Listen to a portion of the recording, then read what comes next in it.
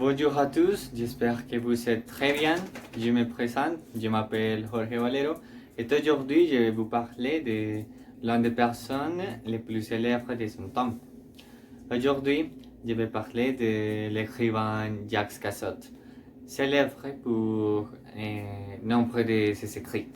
On va parler de sa vie, des aspects très importants de lui, de l'un de ses œuvres les plus influentes, de l'analyse, de toutes les recommandations pour bien la lire et d'une petite conclusion. Alors, arrangez bien votre place et continuons. Bon, Jacques Cassot est né à Dijon, France, le 7 octobre 1719 et est mort à Paris, France, le 25 septembre 1792. Il était un écrivain français, célèbre pour son roman Les Diables Amoureux. Et aussi, il a été exécuté malheureusement par la guillotine sur la place del Carrousel à Paris. Jacques Cassot est né dans la ville de Dijon, la région Bourgogne de la France, dans un quartier proche de la frontière suisse, et non loin de la source de la célèbre Seine qui baigne Paris. Son père était Bernard Cassot, était notaire et conseiller du roi. Le couple a eu 14 enfants, dont notre protagoniste était le dernier entre eux. Aussi, il a étudié au collège jésuite de sa vie. En 1739, il termine ses études de droit à l'université de Dijon. Et plus tard, il a été affecté à un poste important dans la colonie française de la Martinique, dans la mer des Caraïbes. En 1760, il réussit à retourner dans la métropole où il fut promu commissionnaire général de la marine. Puis, il a commencé à écrire des histoires courtes sous forme d'histoires, de poèmes et de chansons un peu arrogantes. Cependant, aujourd'hui, il est considéré comme le créateur du roman fantastique et même du roman gothique. De plus, certains le définissent comme l'un des précurseurs du romanticisme. Cependant, il a commencé à écrire des histoires de nature orientale, ce qui l'a rendu assez célèbre et qui l'a encouragé à continuer à le faire. On ne peut pas dire avec certitude que Cassot a eu une relation avec les mouvements illuministes avant d'écrire Les Diables Amoureux. Mais maintenant, en tenant compte du fait qu'une certaine pensée mystique proche de l'illuminisme semble l'avoir toujours accompagné.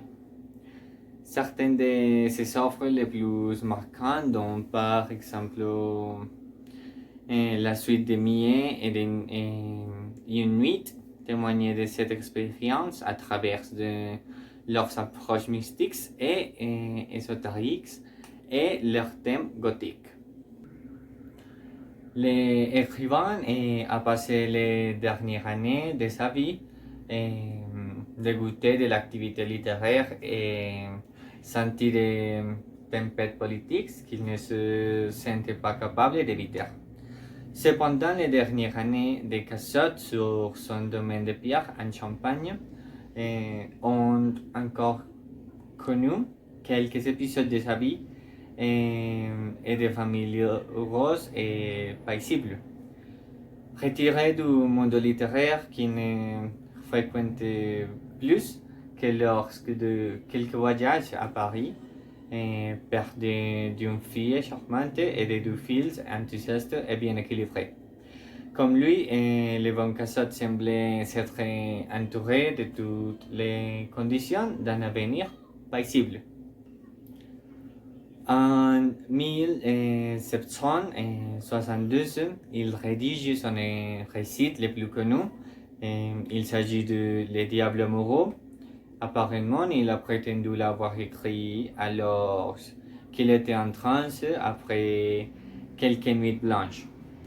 Dans cet ouvrage, il racontait tout un monde surnaturel avec un langage très réaliste, typique d'une personne très friande de connaissances cachées.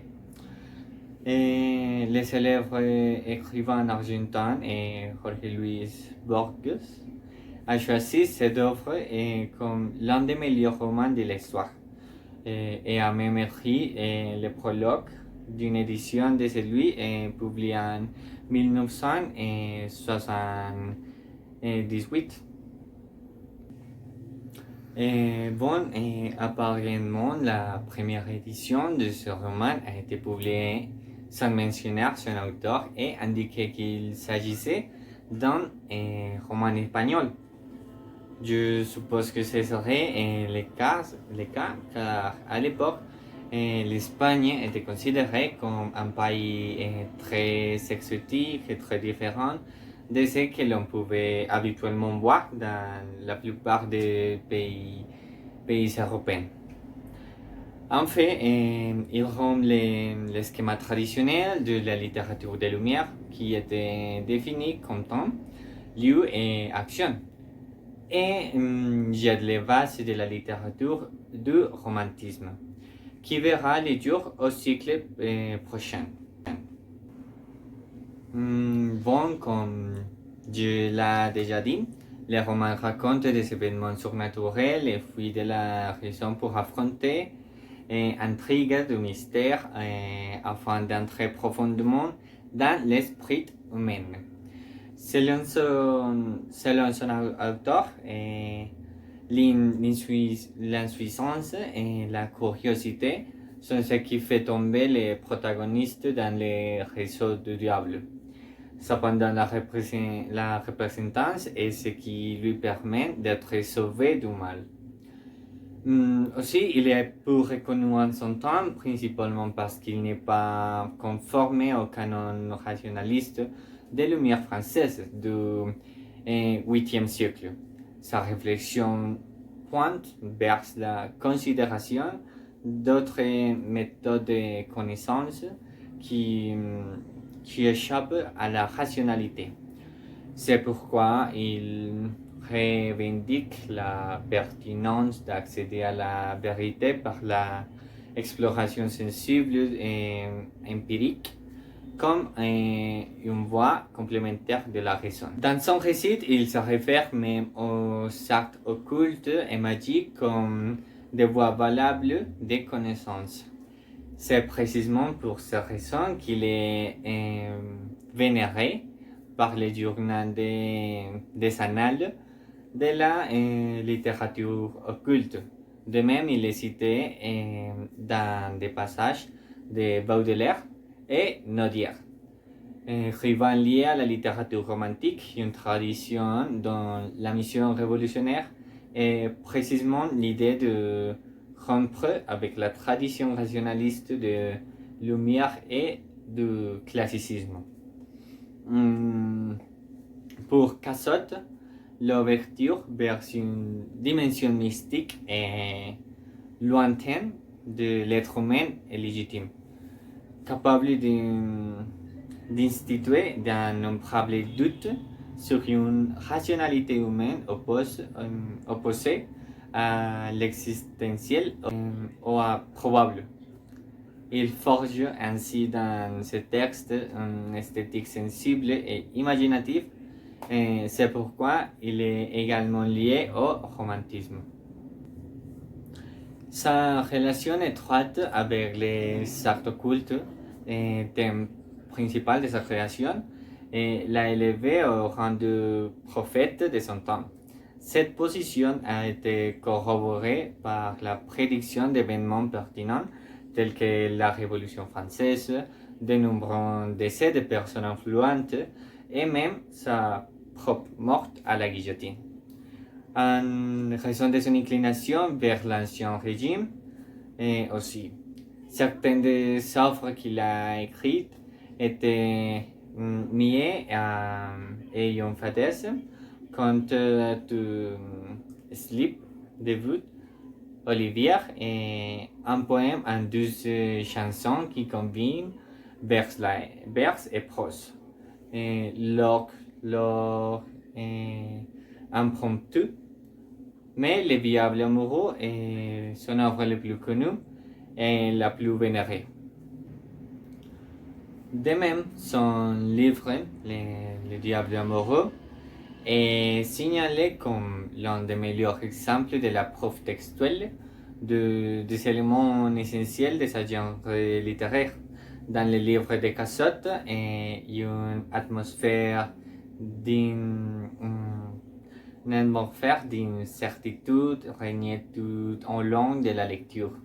C'est ainsi s'exerce le personnage fantastique, tandis que le lecteur, dans son rôle actif, est celui qui décide de nier la transgression de la réalité qui est effectuée, ou bien de tenter contre toute conceptualisation rationnelle et de redéfinir à partir du fantastique un nouvel ordre des choses. Et bien, dans l'analyse de Le Diable amoureux, aborde un thème profond et toujours d'actualité. La frontière entre le réel et l'imaginaire, entre les sujets et l'objectivité, pour surmonter la surface de l'intérêt et pénétrer la force expressive du roman. Il est nécessaire de comprendre le diable non comme un personnage ridicule dans l'imagination doctrinale, mais comme la personnification du mal, de nuisible.